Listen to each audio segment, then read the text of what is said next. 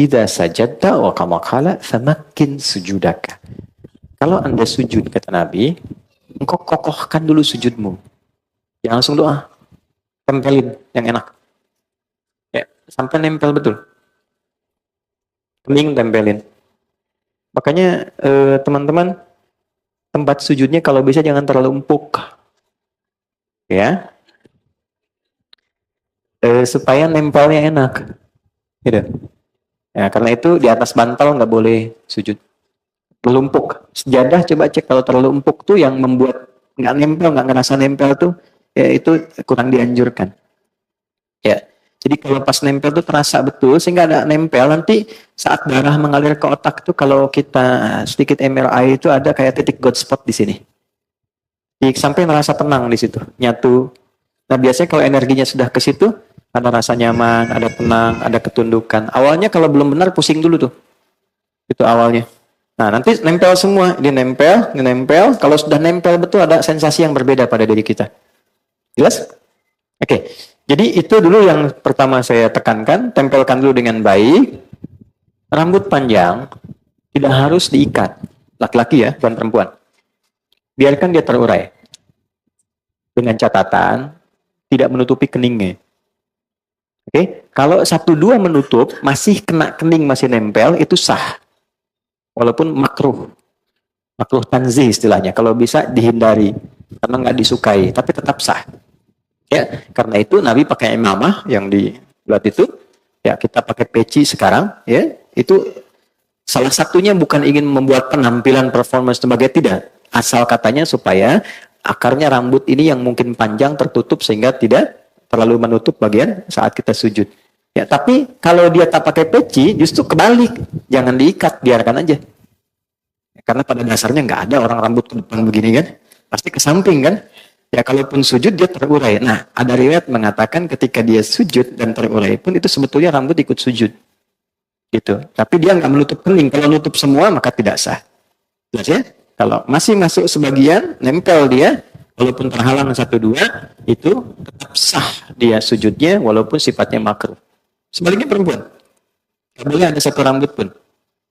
Ya, apa masalahnya? Bukan karena menghalangi, tapi aurat bagi perempuan. Jelas? Yang harus ditutup. Nah, kemudian yang kedua, kain. Bagaimana statusnya mau kena? Kan nempel di sini ya? Nah, mukena sedapat mungkin tidak menutup bagian keningnya.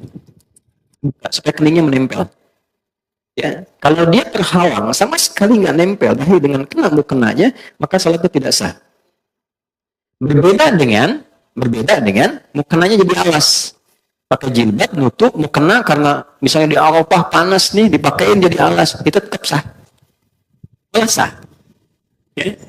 Antum pakai sorban di sini. Ya, itu ada sanadnya tuh. Sanadnya dari sahabat Jabir bin Abdullah. Jabir bin Abdullah tuh pernah lepas sarung, pakai celana segini, sarungnya dilepas. Dijadiin sorban begini. Itu nasabnya selepet begini tuh ya, pakai gini tuh. Itu Jabir bin Abdullah. Itu bukan ngarang, ada hadisnya.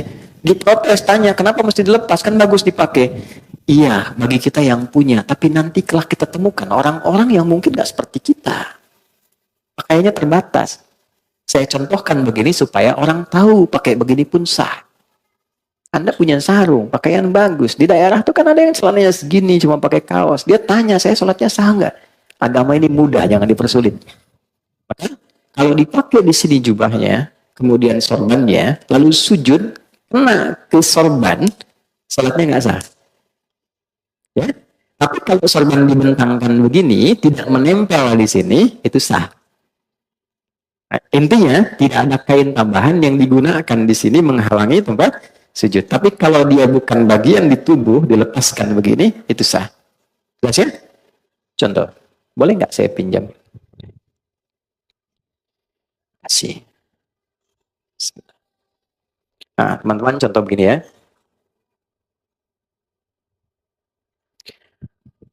Kemudian mau sujud.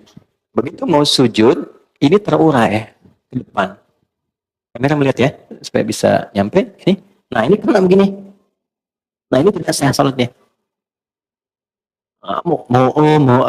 Tidak sah. Oke? Ya.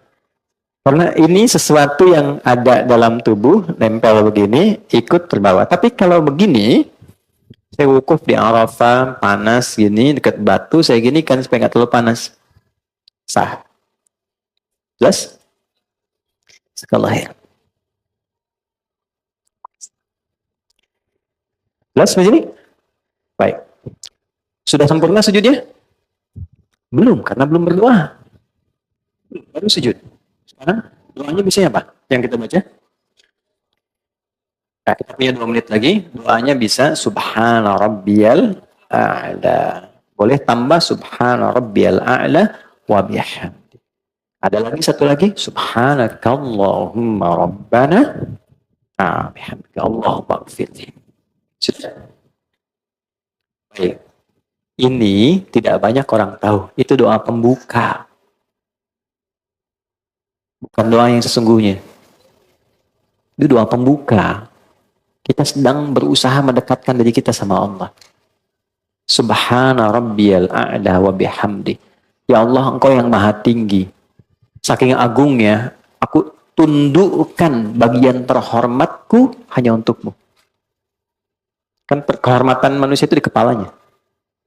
Begitu dia bisa jatuhkan ke bawah, itu sedang merendahkan dirinya. Itu di Romawi kan, dia sujud tuh. Kan? Persia, dia ruku. Karena merendahkan dirinya. Kita jatuhkan kehormatan kita di hadapan Allah untuk mengagungkan Allah. Dan aku lakukan ini sebagai pujian kepadamu. Maka berlakulah hukum. Perhatikan hukum ya. Tatkala Anda merendah, Allah angkat Anda. Tapi ketika Anda meninggi, Allah rendahkan Anda. Dalam semua aspek kehidupan. Anda boleh hebat jadi suami, tapi kalau Anda terlampau tinggi, Allah jatuhkan. Anda boleh hebat sebagai pengusaha, Anda sombong tinggi, Allah pasti rendahkan. Tapi ketika kita rendahkan diri kita, Allah pasti angkat. Itulah sebabnya kenapa orang sujud diangkat, diberikan 7 bacaan doa, permintaan yang dikabulkan. Yang Rabbi gfirli warhamni wajburli dan sebagainya itu. Maka kita rendahkan itu untuk merendah pada Allah. Ya, sebentar. Sambil kita katakan, di ujung, Allahumma gfirli, ya Allah ampuni aku, yang kadang dalam hidup selalu merasa tinggi, merasa hebat, merasa paling berwenang. Aku jatuhkan diriku kepadamu. Begitu kita ucapkan, Subhana Rabbiyal A'la wa bihamdi, atau Subhanakallahumma bihamdika Allahumma gfirli, jatuh, maka muncullah kemudian apa yang kamu mintakan.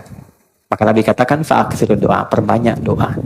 Kalau permintaannya seperti Nabi ajarkan, boleh dilafazkan. Tapi kalau tidak sama dengan yang Nabi ajarkan, cukup di hati kita sampaikan.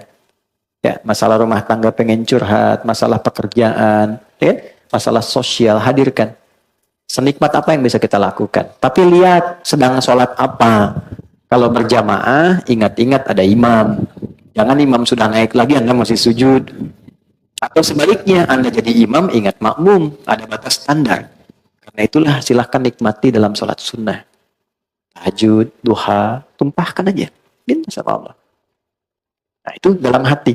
Tapi kalau sekiranya Nabi pernah ajarkan doanya, boleh bacakan dengan lisan kita.